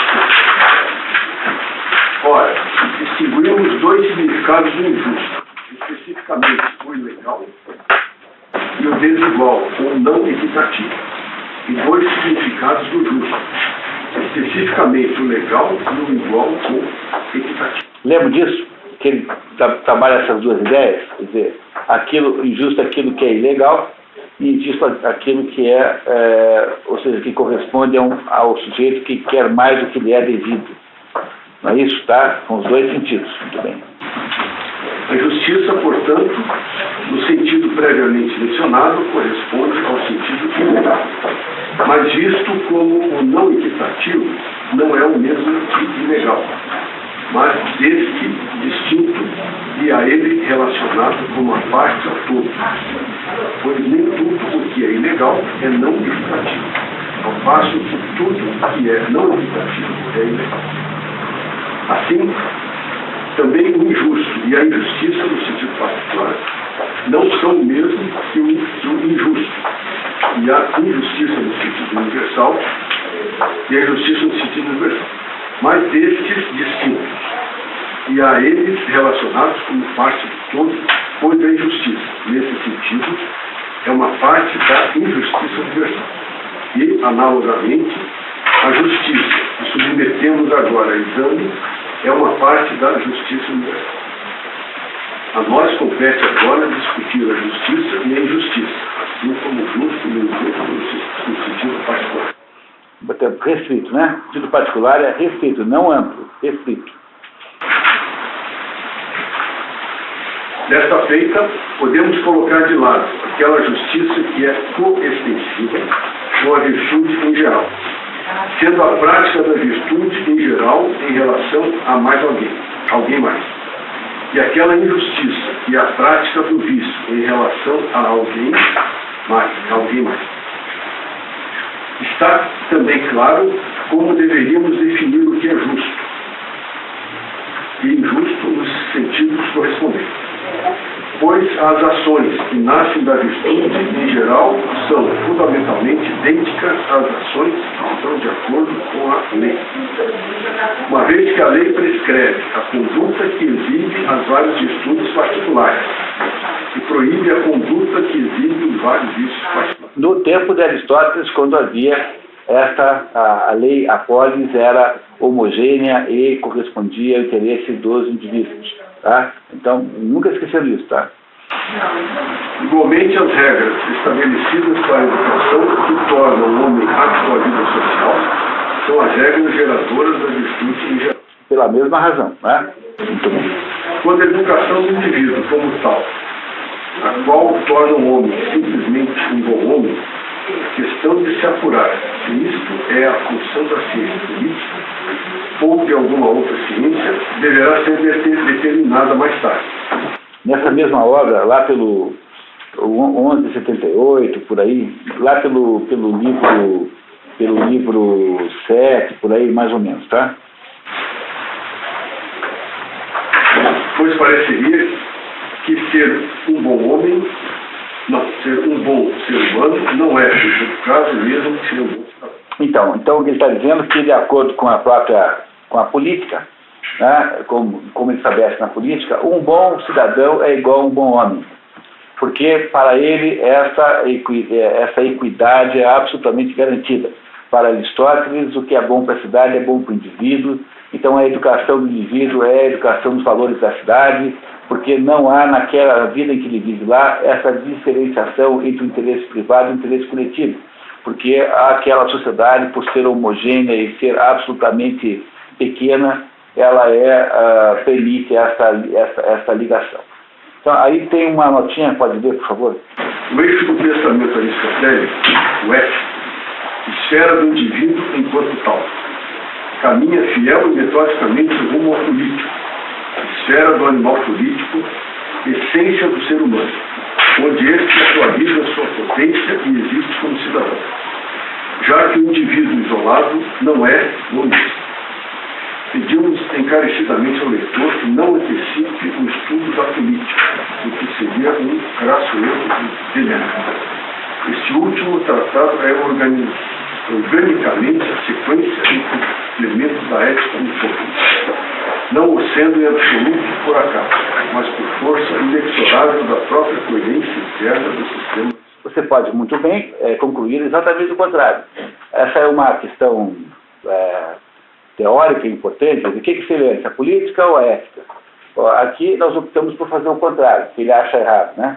Porque o problema todo é esse, porque o ser humano vem antes ontologicamente, quando o sujeito nasce, já está na cidade, né? Ele existe na cidade. Então, toda a existência humana é limitada e condicionada a esse tempo, a esse fato.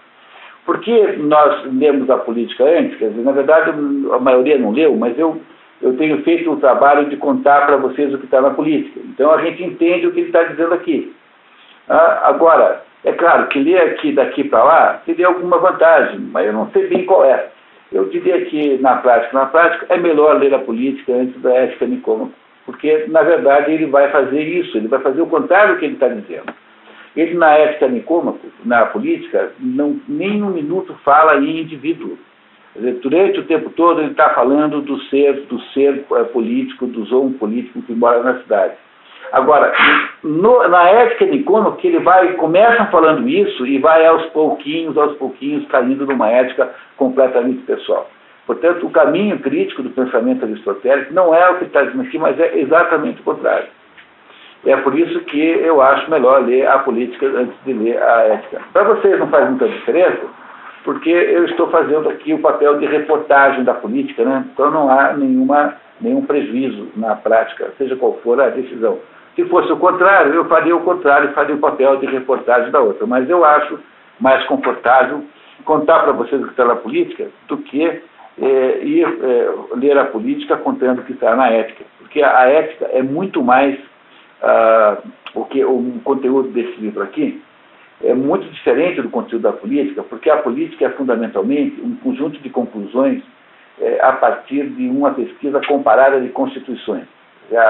Aristóteles e a sua equipe, não fez sozinho, analisaram 140, 150 constituições na época, produziram 100 e poucos documentos, dos quais só existe um, chamado a Constituição de Atenas, e ao olhar para essas constituições, eles foram capazes de então julgar qual era o melhor jeito de governar, né? Então, o melhor jeito de governar foi estabelecido pela comparação entre essas diversas constituições. Logo, a política é, na verdade, um livro muito mais teórico do que esse aqui. Esse aqui é um livro muito mais prático para conduzir o nosso raciocínio. E, além do mais, a política, de alguma maneira, é um livro de introdução às condições a partir das quais a ética se manifesta. Não ao contrário. Porque, para Aristóteles, a vida coletiva precede a vida individual. É como se o ser humano não existisse. Diz aqui, né, diretamente, que o ser humano não existe fora da sociedade. Acho que a inversão é melhor, mais sábia do que isso que ele está propondo aqui. Mas isso é uma polêmica velha, sabe? E está para brigar um monte. É um tipo basicamente aquilo que a gente chamaria de polêmica ociosa. Em última análise, qual é? É igual a polêmica lá de Lilliput. Aqueles anõezinhos lá de Lilliput estavam em briga com a ilha do lado, porque havia uma polêmica sobre se você quebra o ovo pela ponta fina ou pela ponta grossa. Então, essa polêmica havia gerado lá uma guerra enorme entre as duas ilhas. Tá? Quando o Sisyphus, né, faz a narração daquela guerra, da primeira viagem, né, logo na primeira viagem, ele encontra essa situação. E ele queria falar, obviamente, criticar lá as polêmicas minúsculas lá da Inglaterra do seu tempo. Né? É mais ou menos isso também. Não faz a grande diferença para nós. A justiça particular, por outro lado, e aquilo que é justo no sentido correspondente a ela, é dividida, por sua vez, em dois tipos. Um tipo é exercido na distribuição da honra, riqueza e os demais ativos divisíveis da comunidade, quais podem ser atribuídos entre seus membros em proporções iguais sem prejuízo. O outro tipo é aquele que supre um princípio corretivo nas transações privadas. Então há duas justiças na prática. A justiça distributiva, quer dizer, que é a justiça que está contida nas leis que distribuem o que é coletivo. Por exemplo, quanto é que cada um tem direito lá a usufruir do Estado de uma circunstância essa ou outra. E a segunda é a justiça corretiva, que é aquela justiça que acontece quando indivíduos vão pleitear a um juiz que dirima lá uma diferença. Entenderam que são duas justiças diferentes? Então, uma justiça é a justiça da distribuição de alguma coisa, a justiça que estabelece quinhões de distribuição. E a outra é a justiça que há entre um sujeito que alugou um apartamento do outro e não pagou, sei lá, compreenderam? Então, há dois tipos de justiça. Uma distributiva, que é uma justiça antecipada, ou seja, que acontece antes, e há uma segunda justiça corretiva, que é aquela que é a justiça que nós chamamos aqui de ir à barra dos tribunais, que é discutir direitos. Essas duas justiças são muito diferentes, de acordo com Aristóteles. Isso que nós estamos lendo aqui é uma teoria do direito, tá? Uma teoria do direito. Então vamos ver o que ele nos diz que é diferente. Essa justiça corretiva, por sua vez, apresenta duas subdivisões, correspondentes às duas classes de transações privadas. a saber, as voluntárias e as involuntárias. Exemplos de transações voluntárias são a venda, a compra, o empréstimo a juros, a caução, o empréstimo sem juros, a garantia de pagamento, o arrendamento. Essas transações sendo qualificadas de voluntárias porque são voluntariamente. A justiça corretiva, em primeiro lugar, lida com situações em que as partes concordaram livremente em contratar. Não é isso? Empréstimos, aluguéis, compra, venda, tá? Não é isso? Entenderam isso? Então tem um pedaço em que as partes contrataram livremente de concordar. Então há um pedaço voluntário que pode, são transações voluntárias que mesmo assim são levadas à justiça para serem resolvidas. O primeiro pedaço da justiça é essa. Agora vamos ver como é que é involuntária. Das transações involuntárias, algumas são furtivas. À guisa de exemplo, o furto, o adultério, o envenenamento, a prostituição, a sedução ou incitação industrial, o assassinato, a traição, o falso testemunho. Outras são violentas, o assalto, o aprisionamento, o crime de morte, o roubo mediante violência, a mutilação, a linguagem abusiva, o insulto. Então, o que é um caso que vai para a justiça, um caso involuntário que vai para a justiça corretiva? É quando você vai reclamar que te roubaram. Isso é muito diferente do sujeito que vai reclamar que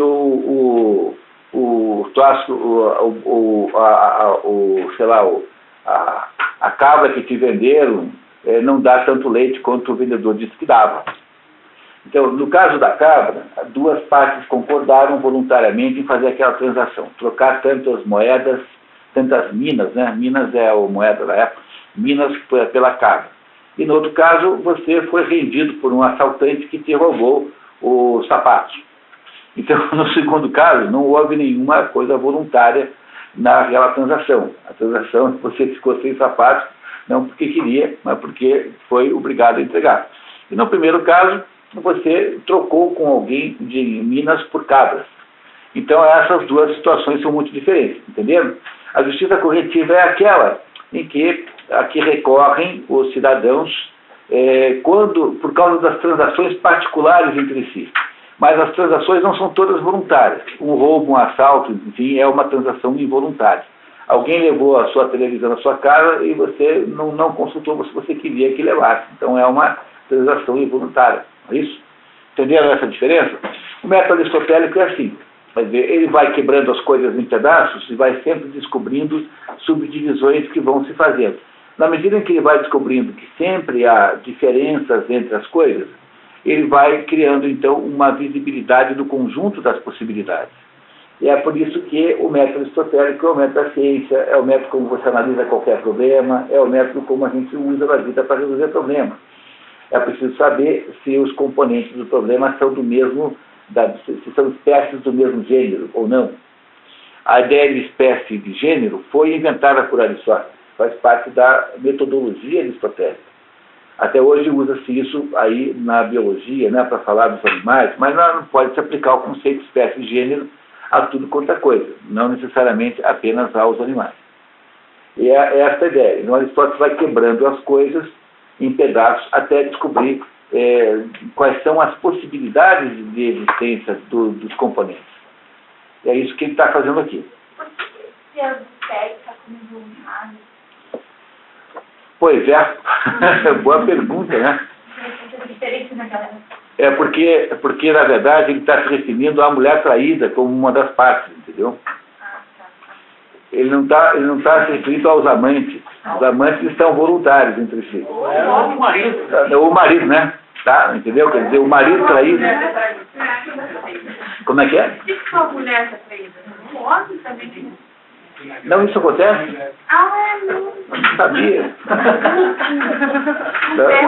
Não. Então, eu sabia, veja como eu parto de um pressuposto de uma perfeição feminina, entendeu? Que sempre parte desse pressuposto. Eu nunca jamais imagino que essas coisas ruins possam ser aplicáveis às mulheres. Entendeu, Cristina, por que o adultério é involuntário? Porque ele está falando da pessoa traída, e não dos dois que estão traindo. Está curtindo legal, né? Tá. Tá certo? Então, continuando. Ora, visto que o homem justo é alguém não equitativo, além de ser o injusto único, está claro que, correspondendo ao único desigual, há uma mediania, nomeadamente aquele que é igual. Pois em qualquer tipo de ação na qual há mais e um menos, é também admissível o igual. Se então o injusto e o único desigual É único. é o único desigual, o justo é o igual. Uma posição que recomenda a si mesma a todos sem necessidade de direito. Quer dizer, é óbvio, né? Isso é óbvio, né? Se o injusto é aquele que é desigual, então o justo terá que ser igual, é óbvio. E uma vez que o igual é uma mediania, o justo será uma espécie de mediania também. Por outro lado, a igualdade envolve no mínimo dois termos. É forçoso, em conformidade com isso, não só que o justo seja uma mediania e igual e relativo a algo injusto para determinados indivíduos. O trecho entre chaves provavelmente se intercorre. Alguém ao longo da história, para explicar isso, deixar mais claro, botou esse comentário ali, isso que ele quer dizer. Que não deveria estar lá no Aristóteles originalmente. Como também dois que na realidade, na qualidade de uma mediania, implique certos extremos entre os quais ele se coloca, a saber, o mais e o menos. 3. Que na qualidade de igual implique duas porções que são iguais. E 4. Que na qualidade de justo ele envolva determinados indivíduos para os quais é justo. É, portanto, necessário se inferir que a justiça envolve ao menos 4 termos, ou seja, especificamente, 2 indivíduos para os quais a justiça e 2 porções que são justiça. É muito simples entender isso. É assim, tem o João e o Pedro que estão disputando lá a propriedade de um rebanho de carneiros. Então, tem o João, tem o Pedro, tem os carneiros que pertencem a uns, pertencem a outros, quer dizer, as duas porções divididas. Logo, essa relação de justiça envolve 4 termos. É apenas uma maneira de deixar claro os elementos constituídos ali. Não é isso? Porque isso vai ficar bem fácil de dizer porque ele diz assim, aparentemente complicando as coisas, que são simples, na sequência, que a gente já vai entender. Continuando. E haverá a mesma igualdade entre as porções, tal como entre os indivíduos, uma vez que a proporção entre as porções será igual à proporção entre os indivíduos. Pois não sendo as pessoas iguais, não terão porções iguais. É quando os iguais detêm ou recebem porções desiguais, ou indivíduos desiguais detêm ou recebem porções iguais. Aí a nota 128, implícitos os princípios basilares de que só pode haver igualdade entre iguais. A igualdade não pode ser indiscriminada e geral. E deve estabelecer a igualdade entre iguais e desiguais indiscriminadamente. Vamos entender esse negócio? Olha aqui, pessoal, o que ele está dizendo é o seguinte, que tem 2 tipos de justiça, tem a justiça geral e tem a justiça particular. A particular, ela é ou distributiva ou é corretiva. Então, quando você fala de justiça distributiva, então você precisa criar uma distribuição entre os 2 indivíduos, sejam quem forem eles, né? De uma maneira que pareça que seja justa. Mas como é que é essa justiça, essa maneira justa? É de alguma maneira proporcional a algum critério. Então não é possível fazer pela metade, porque a metade suporia que os 2 indivíduos, o A e o B, sejam os mesmos. Então aí nesse caso é preciso criar um critério de proporcionalidade. Então o que caracteriza a justiça distributiva é a proporcionalidade. A ideia de que os desiguais estão tratados desigualmente, porque se eles forem iguais e forem tratados desigualmente, então isso será injusto. E se eles forem desiguais e forem tratados igualmente, também será injusto. Não é isso? Então, pense nas inúmeras situações em que isso acontece na prática, né? Então, a desigualdade entre os indivíduos tem que ser refletida na distribuição da porção. Se eu tenho 4 situações, 4 indivíduos, 4 itens, tenho o Pedro e o João, o A e o B, e tenho algum assunto que dependa, que vai ser distribuído, algum conteúdo que vai ser distribuído.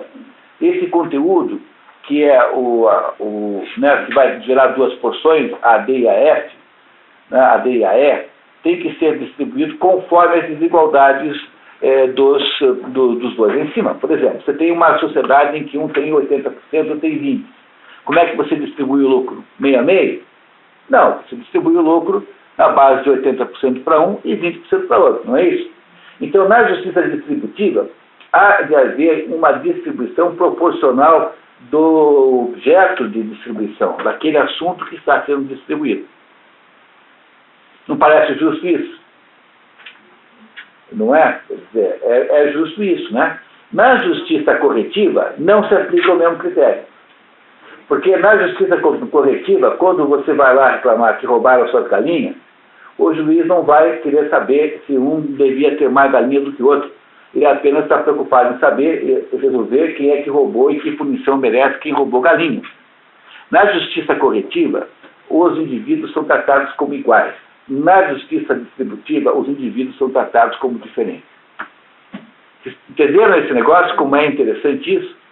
Quer dizer, quando o que há hoje no mundo é uma coisa terrivelmente preocupante, que é uma tendência jurídica que no Brasil já está aí tendo alguma repercussão que foi inventada no Rio Grande do Sul, de que na hora em que você tem um problema jurídico, por exemplo, entra alguém na sua casa e você saiu e foi viajar, quando você voltou tinha lá uma família morando lá.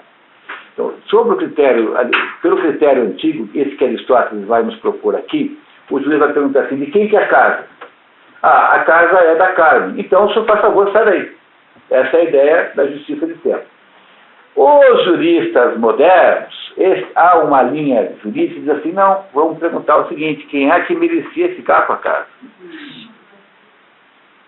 E é por esse critério, por exemplo, que você dá uma carta de alforria para o MST. O MST faz o que bem entende. Se você cortar uma árvore na sua casa, uma porcaria de uma árvore, você vai preso, paga multa, não sei o quê. O MST invade uma fazenda inteira e arranca todos os pinheiros, mata todos os animais, bota fogo em todas as propriedades e todo mundo acha normal.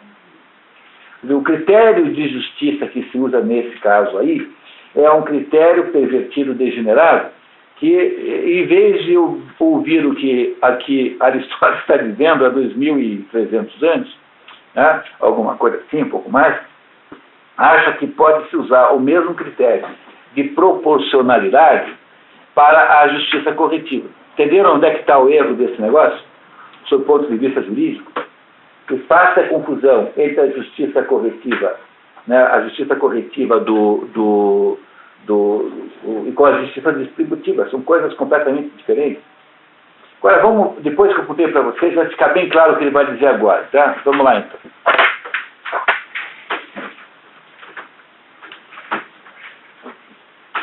Olha, fiz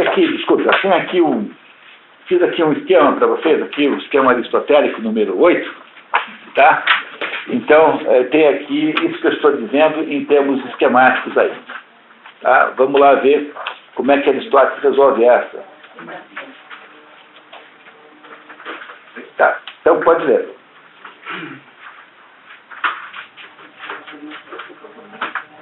Isso também ressalta, né? Isso também ressalta como evidente à luz do princípio da atribuição em função do mérito. Atribuição em função do mérito. Então, o que acontece? Você vai fazer um concurso qualquer, né? Lembra, antigamente tinha aquela história, né, que ia ter um concurso não sei do que, e aí o terceiro prêmio era assim, terceiro prêmio, já 3 dias em Ponta Grossa com tudo pago. Aí o segundo prêmio era 2 dias em Ponta Grossa com tudo pago. E o primeiro prêmio era 1 dia em Ponta Grossa com tudo Entendeu? Quer dizer, entendeu? Então, percebendo que aí no caso, há uma diferença de quantidade de dias em Ponta Grossa, não é? Pois é, essa diferença de quantidade de dias, ela varia em função do quê? Do mérito de quem tirou primeiro, segundo, terceiro lugar. Então, esse é o princípio da justiça distributiva. Ela nunca é... É o quê? O local também seria o caso. Eu queria ficar 1 dia em... O que você preferia? 3 dias em Ponta Grossa ou 1 dia em Ponta Grossa? Qual você preferia? Sinceramente. Entendeu? Pois é, então entenderam? Que aí a distribuição de castigos, ela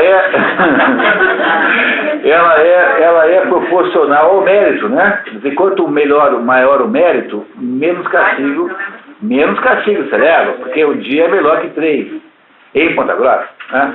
Então, o que tem aqui é o seguinte, compreenderam que esse é o princípio da justiça distributiva. Ela tem que ser feita sob algum critério. E entre um dos critérios é o mérito. Você pode ter muitos critérios para isso. Né? Você pode criar um critério associado à idade, associado à pobreza, associado a não sei o quê, enfim. É possível criar critérios diferentes proporcionais. Não é isso? Essa é a ideia da justiça distributiva é a proporção. Mas o mesmo critério não vale para a justiça corretiva. Porque a justiça corretiva lida com fatos concretos que são analisados considerando as partes iguais. Por menos devia ser assim, né? Deveria ser assim. Então vamos ver como é que ele explica isso. Todos estão concordes de que a justiça, no que respeita às distribuições, tem que ser baseada em mérito de algum tipo, embora nem todos queiram dizer o mesmo tipo de mérito. Para os democratas, mérito se identifica com a condição de homem livre. Aqueles que são adeptos da oligarquia o identificam com a riqueza ou o bom nascimento. Ou seja, a condição nobre de nascimento, o berço de honra. Os seguidores da aristocracia fazem deste mérito a virtude. Se você tivesse lido a política, que ele está indo para não ler, você saberia do que ele está falando aqui, né? Entendeu? Ele está completamente errado nessa sua sugestão aqui. Na política você tem a ideia de que o governo pode ser dirigido por uma pessoa só, um país, né, uma sociedade, por um pequeno grupo ou por todo mundo.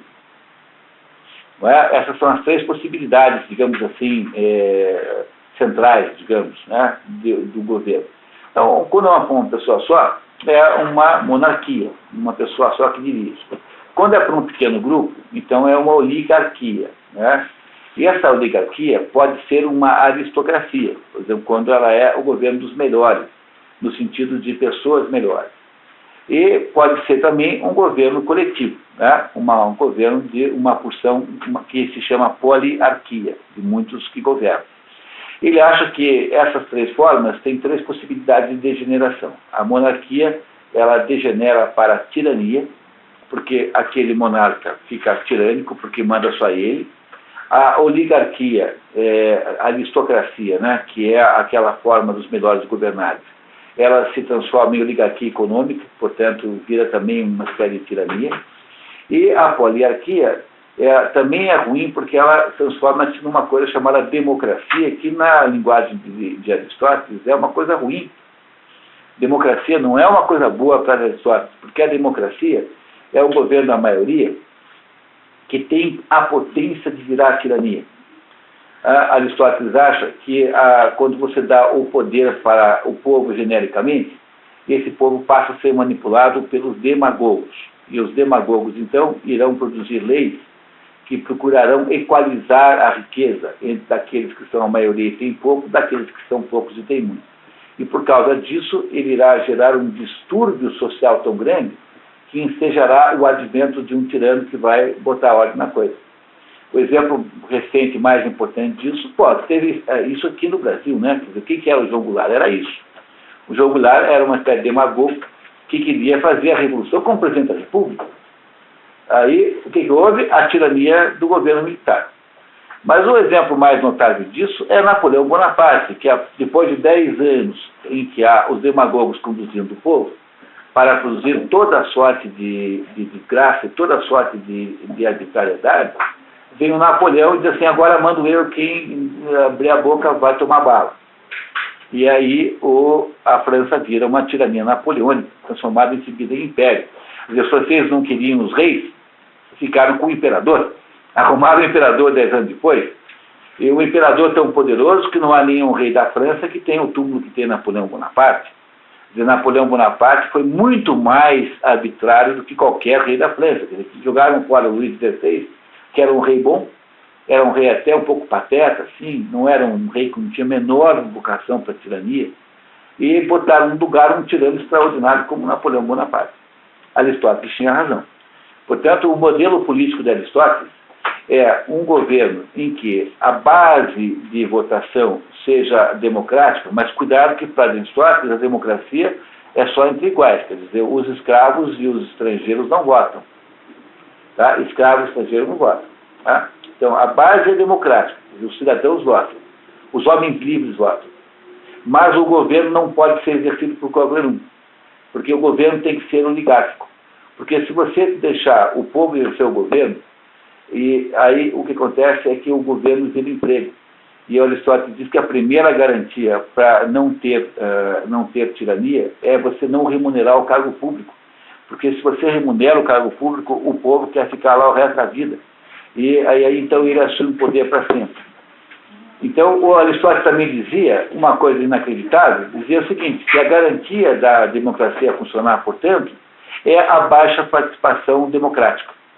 Quanto menos tiver participação popular, melhor. Porque hoje o TSA fica botando na rádio, democracia vota, coisa nenhuma. Estados Unidos eles vão 30% votar só e tem uma democracia que aqui. Pois os Estados Unidos são a prova de que Aristóteles tinha razão. Por quê? Porque se você produz uma massa de votantes, como tem aqui, o que acontece é que você aumenta a área de manobra do demagogo. Já que todo mundo vota, o demagogo tem mais matéria-prima para fazer demagogia. E é o que nós fazemos aqui. Na medida em que essa área é menor, ou seja, que a participação popular é menor do que 100%, então a área de atuação, a área como é que se diz, a área de manobra do demagogo é muito menor. Portanto, tinha razão Aristóteles novamente. Então, o modelo do Aristóteles, o modelo que ele acha que se chama de modo geral, se traduz por república, é um modelo em que há uma base ampla de votação, mas há um conjunto de condições para o sujeito ser governante. As condições para ele ser governante são assim: ele precisa poder governar sem receber dinheiro do Estado. O sujeito tem que ser vereador, tá, mas ele tem que continuar tendo a lojinha dele ali na esquina, como é feito em muitos países do mundo, né? Nos Estados Unidos é assim, o sujeito vai lá e naquele paísinho que tem ali entre a França e a Espanha, Andorra. Em Andorra o sujeito tem lá um comércio, lá vende loja de fotografia, de marca fotográfica, ele chega às 11 horas, ele sai, pega uma faixa, põe aqui, uma faixa azul, atravessa a rua, vai lá votar, e meio-dia 15 está de volta na loja para atender o cliente ficou esperando. A função política não é profissional. Essa é uma recomendação aristotélica. É claro que nem sempre é fácil fazer isso, né? No entanto, quando você começa a pensar bem, de certo modo, o velho Aristóteles tinha razão nisso também, porque o mal todo é você gerar 30 mil empregos para companheiros petistas. E essa gente nunca mais vai sair daí. Porque onde é que eles vão arrumar um emprego de 15 mil por mês? Brasília tem o dobro da renda per capita de São Paulo. Dá para imaginar uma situação como essa? Quer dizer, é um paraíso artificial em que todo o país paga a burocracia que vê na ocupação do Estado a única possibilidade de renda. Não estamos falando de bolsa, não sei o quê, estamos falando de gente que é ligada ao PT, sindicalistas, gente que vai obter emprego só ali naquela circunstância. Pois Aristóteles disse para não fazer isso. Entenderam isso aqui, o que ele está dizendo, o que ele quis dizer com isso? Então isso está na política, não está aqui na ética Nicômaco. A justiça é, portanto, uma espécie de proporção, sendo esta não apenas uma propriedade da quantidade numérica, mas também da quantidade em geral. A proporção é uma igualdade de relações e que envolve, ao menos, 4 termos. Tá, então tem aí, está vendo no documento que vocês receberam aí solto? Tem aí os dois tipos de justiça. A distributiva. Ela é proporcional segundo algum critério. E o Aristóteles a chama de geométrica. Hoje em dia não chamamos mais assim. Mas essa é a ideia. A está para B como C está para D. Então A, se você pegar o exemplo ali do lado, né? 2 está para 4, quer dizer, 2 é metade de 4, como 6 está para 12. Então 6 é metade de 12. e 2 vezes 3 dá 6 e 4 vezes 3 dá 12. Então aí tem uma proporção perfeita. Quer dizer, isso aqui é obviamente óbvio, né? Não tem nada de complicado isso, apenas para mostrar como raciocina o Aristóteles. Então, quando você fecha os olhos e imagina o Aristóteles dando essa aula, isso é uma aula, filho dele. Imagine que por algum meio que fosse possível na época, ele deve ter feito esses desenhos na parede, assim. Nós podemos recuperar aqui agora, imaginativamente, esse pedaço da aula de Aristóteles, né? Então, para explicar essa proporção para os alunos, ele pega os números. Aristóteles não tinha nenhum gosto por matematização das coisas. Ele não era matematizante, e essa talvez seja a primeira razão pela qual ele saiu da academia platônica. Quando Platão morreu, havia lá um sobrinho de Platão que assumiu a academia.